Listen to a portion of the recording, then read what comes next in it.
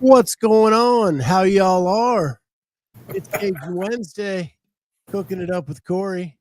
I like the Justin Wilson reference. That's all right there. What's that? Uh-oh, he froze. Oh, no. Oh, no. He froze up on me, man. I saw that. Oh, look at PK. What up, Dan? So before we dive into too much of the stuff and start cooking up the Cajun, yesterday I threw a dart, and I said, if you guys saw where it landed, you'd be laughing your ass off. So I did take a picture of it. So you could see where it actually landed yesterday. And here it is. So you see the dartboard is up here. This is the shelf, and I nailed the front edge. What is that, like an 1/16 of an inch? Dude, that's I would consider that to be a bullseye because that's harder than actually hitting a bullseye. Yeah. Not my best attempt at hitting the bullseye, which is way up here. Right. That's fantastic. But yeah, I stuck that son of a gun right in the front edge of that shelf. Damn. I don't ever quit on the dart throw. I don't care if it takes you 8 years to get one. I'll lose my mind when it finally happens. I probably will too. I'll probably just shut down the show. Yeah, I'm calling it good. Do the Costanza. Do the Costanza. Throw the hands up. See you guys. It's been great. I'm out of here. Oh, I love it. Absolutely love it. Sometimes I say references. I have no idea if people even know what I'm talking about. You know what? It's fine. They either get them or they don't. You either get them or they don't. If you talk to me for more than 10 minutes at a time, I am liable just to start throwing out song lyrics that are related to what we're saying. And I don't care if you don't know what song I'm talking about or not. I'll look at you like this for a second. And if you don't get it, we'll just move on. It's fine. Not gonna break my heart. All right. For Dan Church. Here we go. Dan. You ready? Oh, that one was actually close. That one was actually close. We didn't hit the shelf. About 1.5 inches from the bullseye. Okay. Getting close. Getting close. Yeah. Bringing it on in. It felt good coming out of the hand. Felt good. And I was like, oh, and it just a tidge high.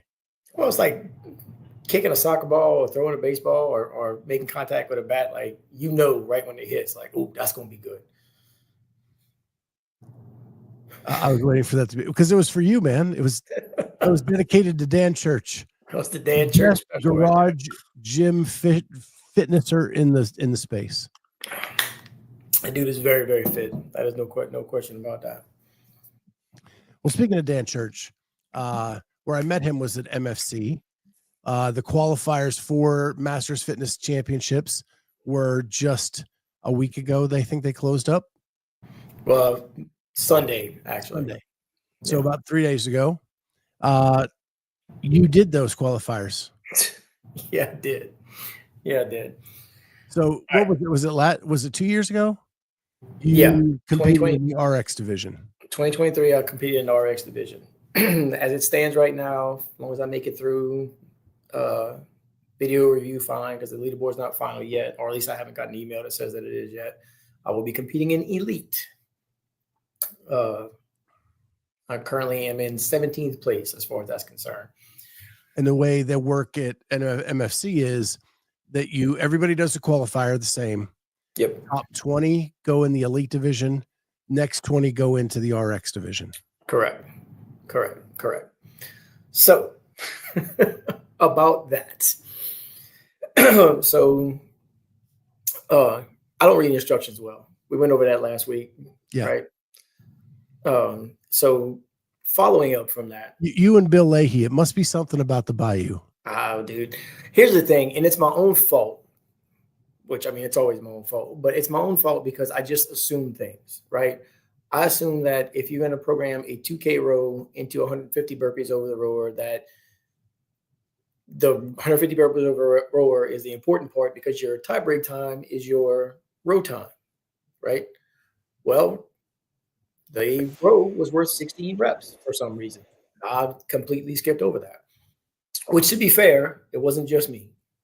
But I feel like, and I haven't asked if that was in fact the case, but I was the first person to bring it to their attention, because after I messaged them on Instagram, they put up a story like 10 minutes later saying, hey, if you miss this part on the score sheet, email this to the scoring people or whatever.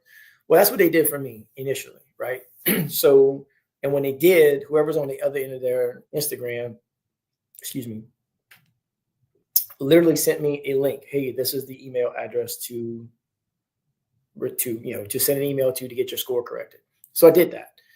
And then I waited. And then I waited. And then I waited. And I saw other people moving around me on the scoreboard. Like I went from 25th down to 28th. And I was like, something's not right.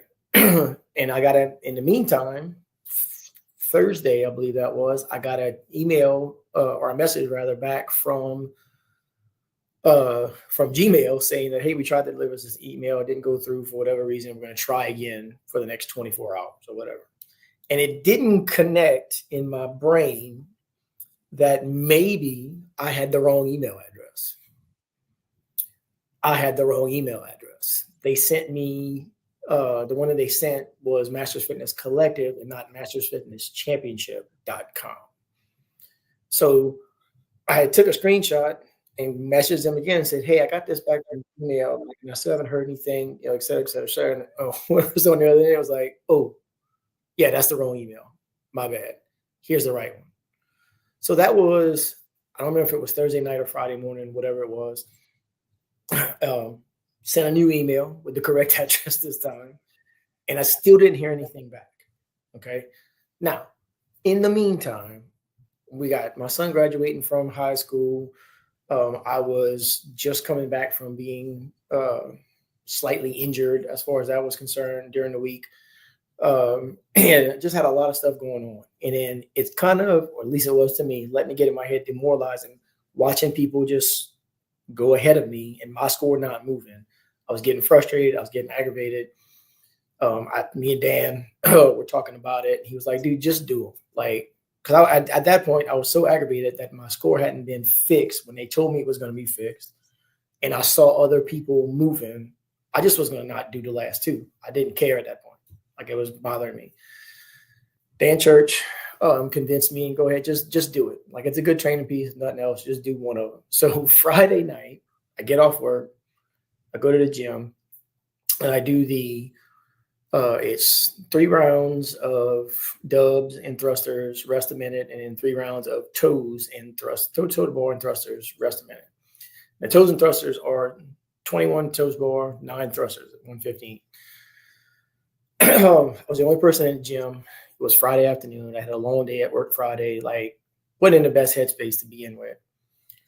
Did the first part, rested, started the second part, got to 15 toes on the second set. And all I was thinking about was like, your score hasn't changed. Well, this hurts. Why are you doing this? Et cetera, et cetera. So I just stopped, Scott. Flat out, just cut it down. I said, I got 2 more days to do this. I'm aggravated, like I'm annoyed, whatever. So I shut it down. Thankfully, I did not delete the video. Okay, that's gonna come into play later. That happens. I go home Friday night. I get an email from whoever's on the other end of the scoring thing and said, hey man, I am real sorry. I've been traveling all day long. This was at like 7:30, 8 o'clock Friday night. Been traveling all day. Just saw this email. I fixed your score. I went from 28th to 21st. Now I'm 1 spot out, which is about, considering where my scores were, which is about where I should have been. And I was like, oh, so now my brain goes from, from to hell with this, I don't feel like doing this, to I guess I need to go ahead and do these. Now, this past Sunday, we're having Brody's graduation party. In my head, and this is another thing me and Dan were talking about, I thought the qualifiers ended on Monday, the 19th. So Saturday, I went to the gym in the morning. I snatched while Jennifer was doing class. I got with one of my partners that I normally train with and whatnot. We were supposed to go back later that day and just train, because in my head I was like, I'm gonna come do one of them Sunday morning. I'll do the other one Monday morning. It'll be what it'll be. Thankfully, again, Bernard texted me and said, hey, they were fixing to leave, go on vacation. He had stuff to do around the house. He wouldn't be able to come train. So I went back to the gym and I said, well, let me do this other one. The lunge, handstand push-up, box jump over, bar muscle up one. Let me go ahead and knock this one out while I'm here. Like, it's not going to be that long. It's all stuff that I'm pretty decent at, whatever. So I did that one, finished it, mind you, got all the way through it. Sunday rolls around. Sunday, we were at my wife's aunt's house from 9:30 in the morning till 4 o'clock in the afternoon. At some point, I check my phone, check Instagram, and I see a story from MFC that said, hey, athletes, make sure you get your scores put in by 8 p.m. Eastern time tonight. And I went, oh, they're due today. Oh, damn. Now what? Because we can't just leave. It's my son's graduation party. Like, if there's people still lingering over there and we have to pick all the stuff up and whatnot, like, it was the whole thing. So by the time I get home, it's like 5:30. Dan will tell you, me and him texted again about it. And I was like, holy shit, dude. Like, I did not realize, like, I'd have sworn a stack of Bibles that they were due on the 19th, not the 18th. And he was like, well, you got time to do it. And I'm like, I got an hour and a half. No, I do not have time to do it. Plus, I've been sitting around outside in the sun all day long. I've barely eaten anything because there was fried chicken and said, like, it's not, I try to eat, well all the time. Like, this, it's not going to end well. And I said, I do have my 3/4 of the workout score from Friday. I guess I'll submit that. And I did. And I still managed to sneak in into elites. So, moral of the story, boys and girls, read the instructions. And don't get in your own head over score adjustments. Yeah. I was telling Dan about that, and I told a couple of different people I talked to about it. I was like, it was so stupid on my part. Just finish. Like, I had plenty of time to finish it, to finish the actual workout. And I was just letting myself get aggravated enough where I was like, this is stupid. This hurts. Why am I doing this? Why am I hurting all this much for no good reason in my head at that point? And I just was like, this is dumb. And I stopped. And I should have just finished. I thought about it. I did the math, Scott, the other day. And I said, I literally had, what was it? 6 + 9. And like, I had like 27 burpees and 18 thrusters left to do. And I was like, nah, this is dumb. This is dumb. I'll redo it later for no good reason. So, yeah. So two things we learned. 3, you need to read the directions better. Read all instructions. Double check and with that double check, the due date. 100%. 2, Cory is a fit freaking dude. And 3, he might be a head case. Yeah. Oh, yeah, 100%. 100%. I am very, very driven, like, not very, very, but like when I see, like when the leaderboard went live and I saw where I was like, oh, okay, cool. We're good to go. And then when I realized that my score was actually better than what it was supposed to be, then I was like, oh, even better.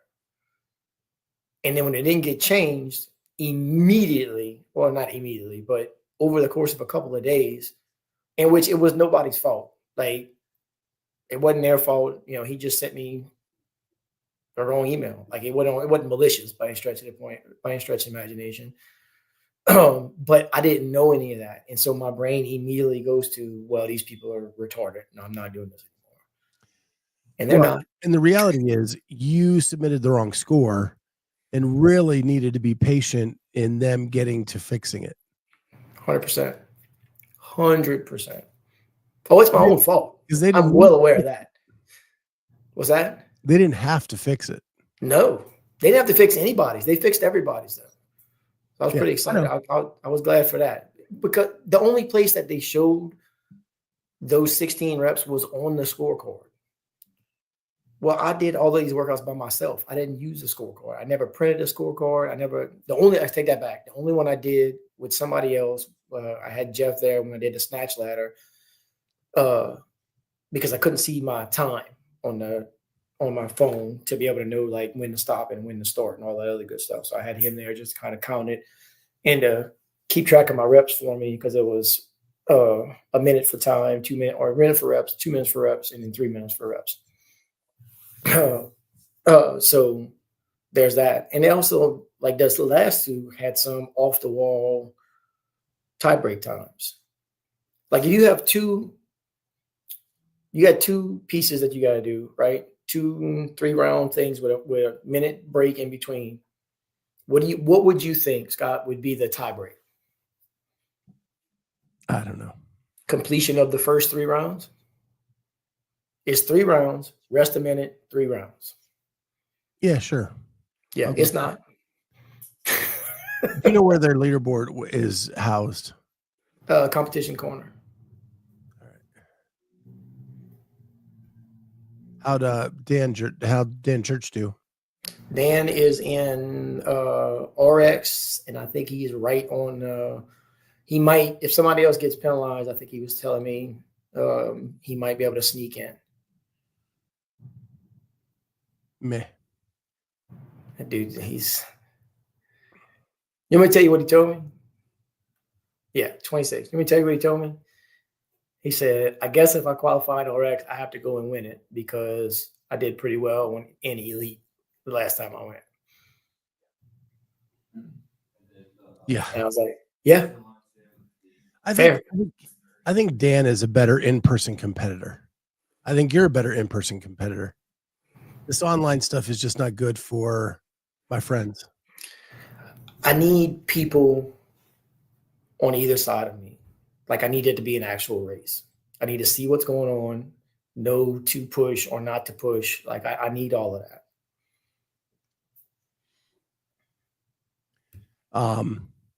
Did you see where Jamie finished?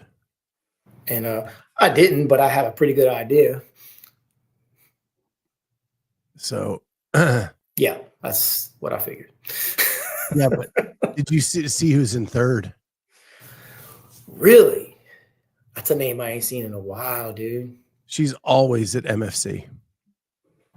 Always. Why did I think she was in my age group, not in Jamie? She was, so up until this year, she was in 35 to 39. Okay. But her mom does this event. So they go. I was about to say, her and her mom were there whenever I went. Yeah. I do remember that. There's Kate Curie, who is a star in our behind the scenes at the games. Autumn Spence, I recognize. Just looking around a little bit here. Mm-hmm. And Russell, he was in our behind the scenes. Austin Medford is a beast. 35 to 39. Don't recognize a lot of those people this year. No.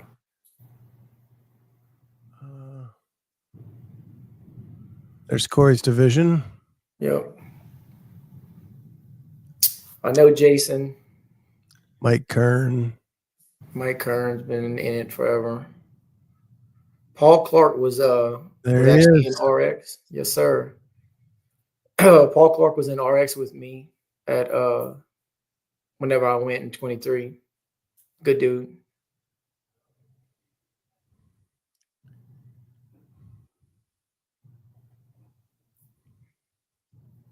Chris Shimley I've known for a long time. Danny Campani, I've seen that name before. Yeah. It's a fun event, man. It's a great venue. My only beef with with where it's at is getting something to eat afterwards is so hard. But hotels are right there. Venue's awesome. Lots of space. Great warm-up area.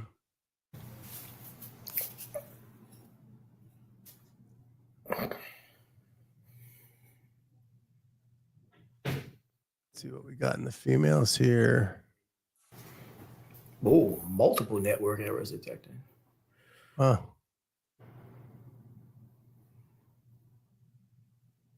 We've got total shutdown now. All right, there we go. Let's get the heck out of there. So I have a question for you. Did you watch the Ariel Lowen video this week? I have not. She asks a lot of people in the video, how often do you cry? Oh, Lord, I cried this morning watching a video on friggin' Facebook. Sitting there drinking my coffee before I went to coach. So I guess like Dylan cries at every Disney movie and same, whatever. And I guess she's like a once every 6 months crier. Emily Rolfe is like a once a month. Stuff like that. But I was thinking when they were going through this, like I didn't cry a lot for a long time. Then I had a baby girl. And the minute I had a baby girl, like everything changed. Oh yeah. Then I became just a fountain of tears. Like a greeting card commercial, and I'm like sobbing in the corner. You put your memories on Facebook. Like apparently I shared a video last year before last. Some dad coming home from service, like literally getting back from being deployed, and his son's at whatever fighting school he's at, and they got him doing blind boxing. So they got a blindfold and a blindfold on him, and his dad comes in like to spar with him or whatnot. And his dad's talking to him while they're doing it, and it takes the kid a minute before he realizes his dad. And like he stops, pulls one of them off, and he pulls up. And as soon as he pulls the other one off and looks up, he realizes his dad, and he just tackles him. And like I was sitting there drinking my coffee, going, "Stupid video." And I will share that one every single time I see it. Like that kind of stuff gets to me, man. Like for real. Yeah, Daniel Church, he cries after he does this tradition every year at MFC by downing a whole Giordano's deep dish by himself at the event. I could not do that. There's no way. I don't particularly care for deep dish pieces to begin with, but I wouldn't even know where to start with whatever that is. It sounds like a lot. Well, I like deep dish pizza when it's done right. When you go to Chicago and you go to the mom and pop like little shithole and you get a really good deep dish pizza, that's what I love. The ones that have become a little more commercial, like Giordano's, are okay. They're not like what I love. Right. I like when, you're putting your foot in it and it's homemade and it's the family recipe from 15 years ago, and Eugene's in the back still making it, and that's what I like. Right there. He's still making it the same way we've been doing it since we opened the doors. Got it. Exactly. Got it. And in Louisiana, that's all you guys got. Yeah, I avoid places that, I don't say actively avoid places. That's not necessarily true, but I avoid places that don't have stuff like that going on if I can help it. Yeah. My wife is a huge Mexican food fan. She thinks she's Mexican for some reason, probably just because she's got black hair. So like we've been to almost everyone around here, and our favorite one that's in town, I should say, used to be a Pizza Hut at one place at one time. And like you walk in and it feels kind of dirty. Like when you walk in, it's not. It just because like the old pizza, like the low ceilings and whatnot. Yeah. Like how short lighting, and you can barely see your hand in front of your face. Like how short I am, and like I can reach up and damn near touch the ceiling. that's our favorite place, and it's because of that. Like if you can reach up and touch the ceiling, we're damn all near. in trouble. Damn near. Yeah, no, you would have to duck your head. Duck walk into the damn place. Yes. Sten has never had a Chicago style deep dish pizza. I've never had a real one. Like the closest I've ever had to deep dish pizza was whatever Pizza Hut was selling at the time. I'm just saying, dude. That's what. But you're from the South, right? Like, yeah. For me, Chicago's a 6-hour drive. Right. Like, so it ain't no thing. And I'm a Bears fan, and I've gone to games and all that kind of stuff, right? Yeah. So for me, like we've done it a couple times. And they used to send me there for work, and I would just take my wife and kid with me, and we'd stay the weekend and do like Christmas shopping and stuff. But it's not the best, but in Fort Wayne at night on a Sunday, it does the job. Look, dude, last time most of our group, our heat went out to BJ's Brew House, and we shut the place down. That place has good food. For a chain restaurant, that has really good food. And it's got whatever you want. Like the menu is this thick, it's like a phone book. Yeah. I brought my wife there twice. And the first time we went, she was like, "This is too much menu. I can't. Like, there's too much. Like, it was. She was overstimulated at that point because there was too much stuff to pick and choose from." The second time we went, it's just because it was the only place or the best place available to us at the time, so we just ended up going there. But I'm a creature of habit. I order the same thing at each restaurant. I have like my thing. So it could be the encyclopedia, and it wouldn't matter to me,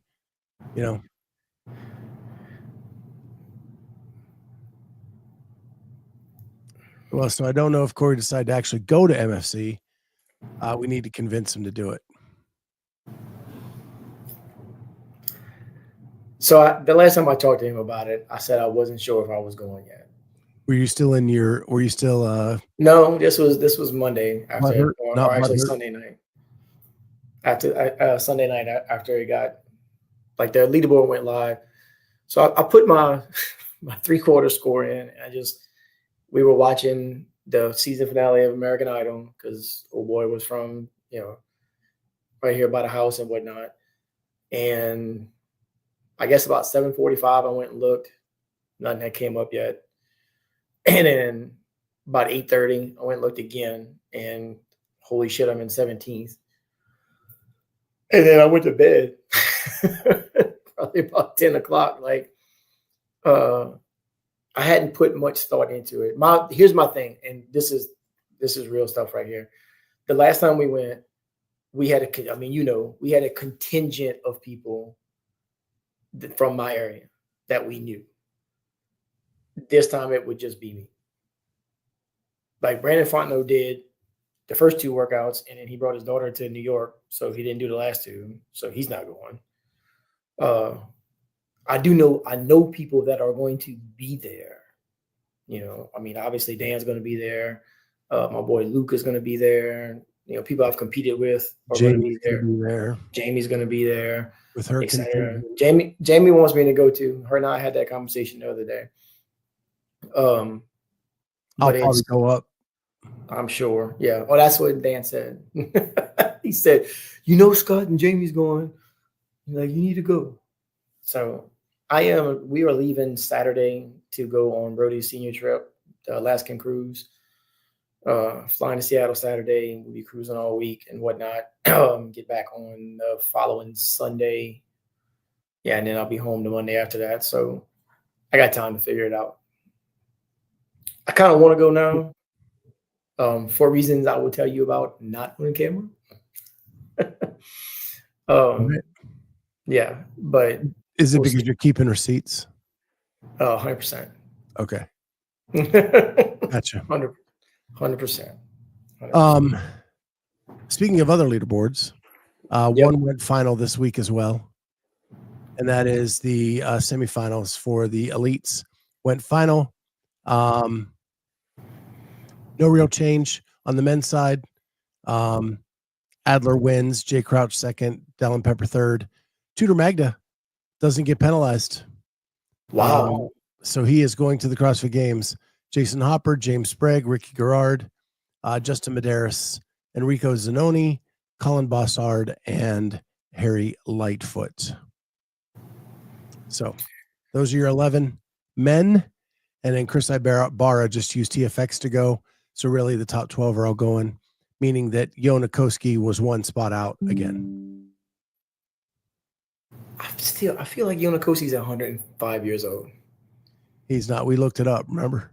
I know. Every time I just feel like he's been around forever. Like I feel like he's been on every single documentary I've ever watched. And I know he hasn't been because he wasn't on the first one, for darn sure. On the women's side, we're final now with Sierra Meha, Alexis Raptis, Ariel Lowen, Annika Greer finally going to the CrossFit Games. Maddie Sturt, Danielle Brandon, Haley Adams, Gracie Walton, Amy Kringle, Miriam Von Rohr, after passing out at French Throwdown, actually punches her ticket here. Good and for her. Lucy McGonigal, who qualified through the French Throwdown, so that it takes precedence over this leaderboard, meaning Jennifer Muir gets the 11th spot. And Caroline Stanley on the outside looking in, who was in the top 10, got penalized for her muscle ups and fell out of the top 10. So, and then the next two actually qualified out of TFX. So really out of your 15. So yeah. So Stanley have one more chance? Who's that? Caroline. So she'll be at Syndicate. And if we talked about before we went kind of live on the show, looking at the lineup at Syndicate, I have her as a favorite. I don't know why you wouldn't. Who else is going? The Wells sisters, I think, have a shot. Gosh, now I'm trying to think. But it's just the top two, right? Yep. You have Shelby Neal there. You have the Wells sisters. You have Caroline Stanley. I thought there was like 5 that I could come up with that had like a legit shot. If I'm picking with my heart, I'm going with Shelby. Love that girl. She's awesome. Big fan of hers. Big fan of Caroline. I like Caroline. She's young, right? Like, how old is Caroline? Yeah, she's young, like early 20s. Like early 20s. Yeah, she's never turned me down for an interview. She's just a fun person to hang around with. And now she's being coached by Joey Tutora, who's a Columbus guy. So even better. Stoked for that.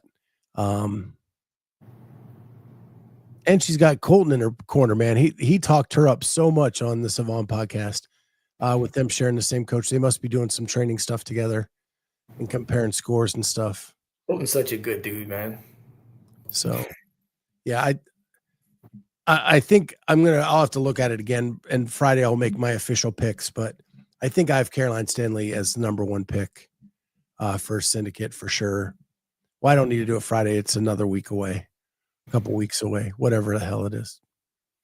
Yeah, I probably won't even be able to keep up with any of it because I probably won't have service on the boat. Yeah. And the Wi-Fi on Norwegian is ridiculously expensive. Never done a cruise in my life. Me and my wife have been like looking at all the various things and whatnot. And I'll probably use my phone for like an MP3 player and a timer whenever I go work out. But other than that, probably ain't using it for much just because like to have access to the Wi-Fi is stupid expensive. And you only get it's like an old school roaming plan. Like you only get so many minutes. Settle yourself for the entire 7 days. Oh my gosh. When we first got cell phones, and like my daughter, we got her a cell phone, gosh, at like 13 or 14, because she actually got home from school before we could get here. Yeah. And we didn't have a landline. So like the only way for her to get a hold of us was a cell phone. And our data plan, she blew up every stinking month. And that was when they first came out with unlimited. And I'm like, what she's costing us in overage fees, like, I'll just go unlimited. Now everything's unlimited.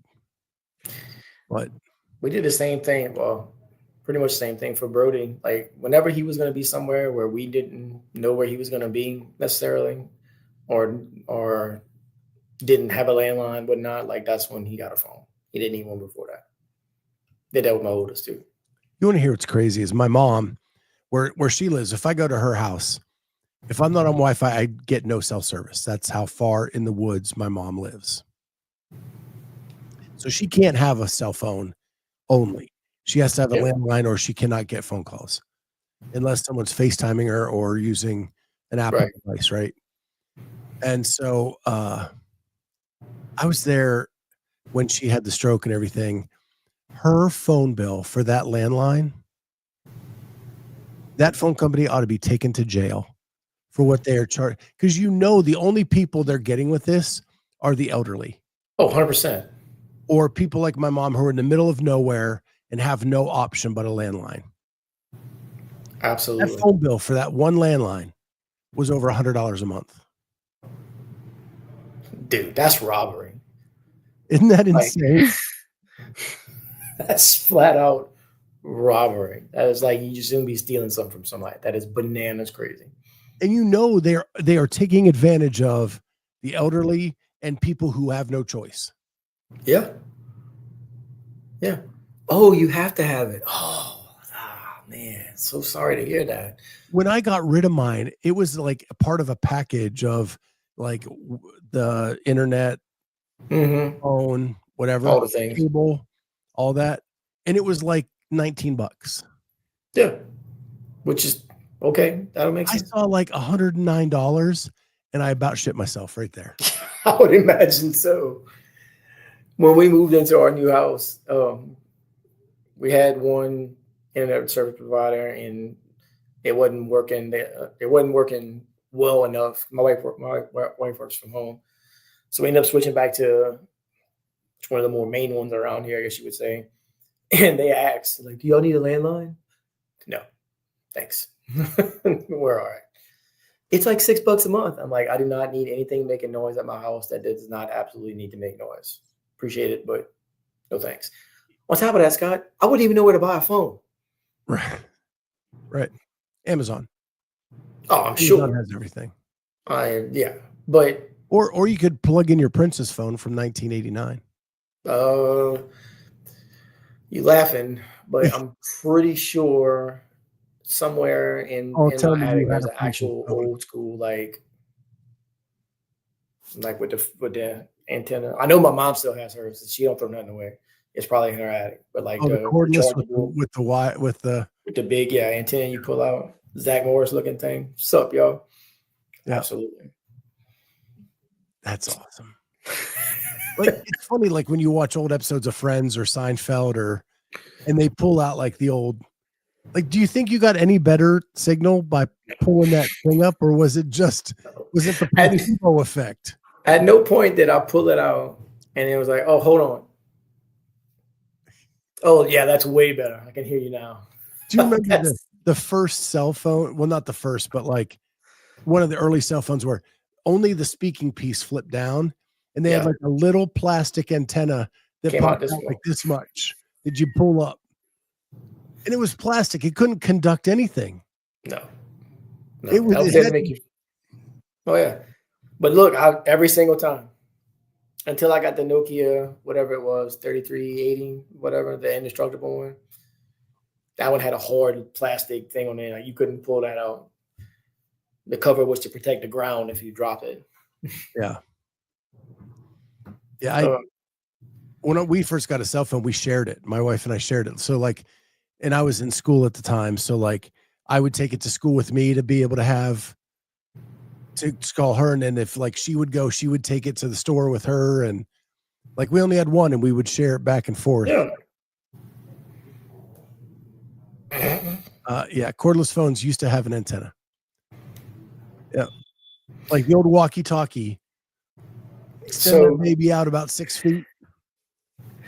My barbershop has a landline. Yes, the battery was 3 times the size of the phone. Absolutely. My barbershop has a landline, and they have an old green, like, receiver sits on the cradle, got the big long curly thing plugged into it and whatnot. And not every time I'm there, but almost every time I'm there, somebody calls. And it scares the shit out of me every single time because it's loud. It's louder than you remember. I promise you that much. And every single time, without fail, it's the same conversation because it's right by where my barber's chair is. Like, Jonathan owns the place. He turns around, picks it up. Barbershop. Yeah, we're open. Yep. No, we don't take appointments. Yeah, we'll be here till 5 o'clock this afternoon. Okay. And it hangs up without fail. It's the same conversation every single time. Yes, Doug. Yeah, back then you could drop it from a 5-story building. Barely a scratch. Dude, I had a Nextel that I called the brick. It was about this big, roughly. And after a while, I would try and see if I could in fact break it because it was so damn thick and heavy and whatnot. And like, it was practically indestructible. You could drop it, the battery would fall off, flick it back on there, beep, call whoever you need to call, and go on about your business. Do you remember when Nextel first came out with the walkie-talkie feature? It's the like best on thing your ever. and you'd hear that like every I would get so pissed if people kept hitting it. Oh my gosh. It was awful. I was working construction at the time, so like it dawned on me at one point that construction workers are the only people, I say the only people, some of the only people on the planet would call each other at 5-something in the morning and fully expect to have a coherent conversation with the person on the line. And that was in, when was that? 2008, something like that. So I guess that was somewhere around there. When Nextels were like a thing, and we'd be driving to work and you hear, and then they just start talking because you didn't have to wait for anybody. It wasn't like you had to answer it. You could just beep and go to talking.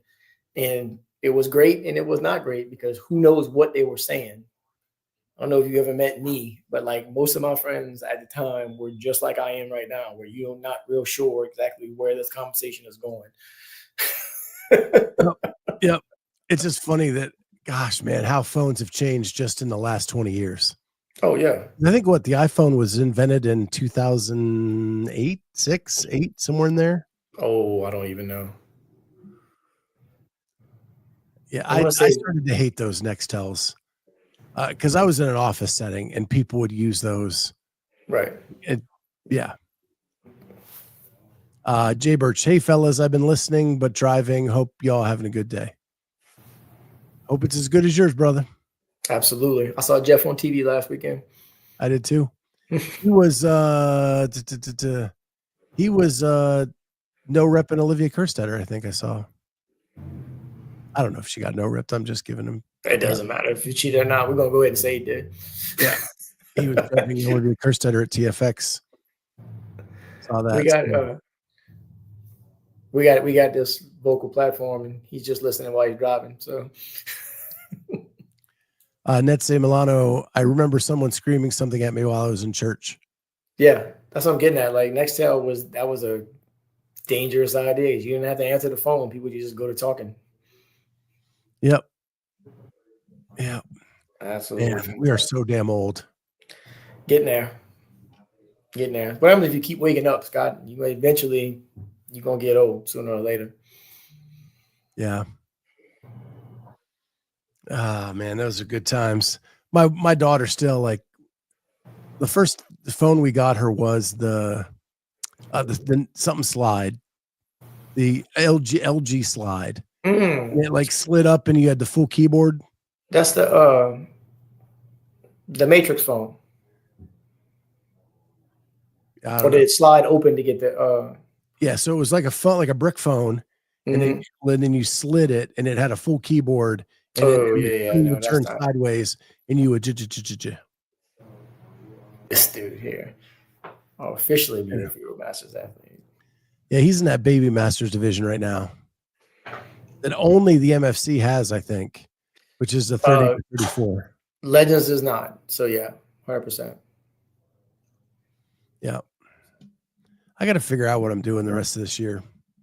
The only thing I know I'm doing for sure is the Masters CrossFit Games. Yeah. That's just driving downtown. That's just I get up, I have some breakfast, and I'm gonna head on down there. Yep. Sleep in my own bed. Do that. I'm trying to and I was talking to Cory about this before I came on. Like, I look at the Syndicate Crown roster, and is it worth paying the money to go down and have a hotel? And if I'm thinking that as a CrossFit nerd and someone who covers this stuff in the space, what are the spectators thinking about it? And I think Dan brought it up earlier in the chat, and I talked about it yesterday. Hiller's idea of putting the online in affiliate semis last makes the most sense. It makes the only sense as far as I'm concerned. Why wouldn't you do it that way? Because after them, now we're getting just depleted rosters at these events. Why do that in the middle, still have live events, and then still have a last chance qualifier? Right. That makes no sense whatsoever. Let's do all the in-person stuff, and then the last chance qualifier is your in-person 11 spots or 12 spots or whatever it is. Whatever it is, right? That is your whatever it is, whatever you want to call it. That's your last chance event. Yeah. Because CrossFit is putting out fires instead of preventing them. When I used to work where I used to work, we were in a place where our system was not keeping up with what we needed from a program standpoint. And we used to compare that to, we're putting out fires while people are throwing Molotov cocktails into the joint. And there's no way to keep ahead of that. No, you can't. Physically cannot. 55 masters, no muscle ups, no leg lifts, and 35-pound dumbbell. I did legless rope talking about. I did muscle ups Monday and legless rope climbs yesterday. Yeah, that's how I RX two workouts in the open. Here's the problem with that 35-pound dumbbell is that's light. So now you can go real fast. And Doug Reed, that's only for the open. As soon as you get past the open, you get muscle ups again. Craig says, and we'll talk about this. I don't have a lot of time, but we'll talk about it briefly. Because of the issues with the affiliate judging and penalties, online affiliate semis should be first. If you put it in online in affiliate semis first, nobody will be at the in-person events, and you're screwing over the event organizers who have stepped up to take on the burden of qualifying people in person for you. It has to be the other way. It has to be the other way around. Has to be. Has to be. Look at what you got now, dude. Like you just said. Look at who's going. Yeah. I mean, the Wells sisters, 5 or 6 people, tops, on each side. And on the men's side, I think it's worse. It's worse on the men's side. I mean, you're looking at like the Sestovals, the Luke Parkers, Spencer Panchek, Stovall, and the Bachelor, Luke Parker. I think that's the only 3 names that I was like, oh yeah, I know who those guys are. There might have been a couple of ones that I think I've seen that name before somewhere, something along those lines. And no disrespect to them, dude. I'm sure they are really super fit. But by the time they get to that, it's so watered down. Well, this is Luke Parker's 4th attempt. Which is insane, by the way. Right. Ty Jenkins. Yeah, Landon. I hope he shows up. Speaking of not making sense, people complained about the WFP like being like Rogue and it being more of the same. CrossFit was like, hold my beer. Here's another run variation of event 1. I had that on the list. We didn't get to it today because we were talking about cell phones. Yeah. And the MFC, but yeah, we'll talk about that this week for sure. That guys, man, we went long. The boss is going to be pissed. Yeah. Let me say this before we go off. As far as Anderson talking about Cale Lehman, because I hope he shows up and I hope he blows everybody away. Truly, that would be awesome. That would be awesome. Wouldn't that be cool if he like ended up winning it? Yeah. And he's like, there's my answer. There's my answer, 100%. And he gets popped for a drug test like within 3 hours of taking it. Dude, we had this happy ending, and you had to like come in and blow that up. Well, this is what I have to do the rest of the afternoon. I was late on my doing training for work, and I have to do a training on AI and how I can use it professionally in the workplace. Ooh. It is so long and so boring, and I'm old. Like, I don't want to use AI. No. I went to school to learn how to write. What the hell? Right. But so I got to do that this afternoon and do a couple more meetings. But with that, we're going to prayers up for Cale Lehman that he comes in, blows out of the water. And then you guys are just bad. Can't be. Oh my goodness. You guys are awful to the poor guy. I hope he comes in and blows it out of the water. With that, we'll see everybody tomorrow on Lunch with the Clydesdale. See everybody then, guys. Bye. There you go.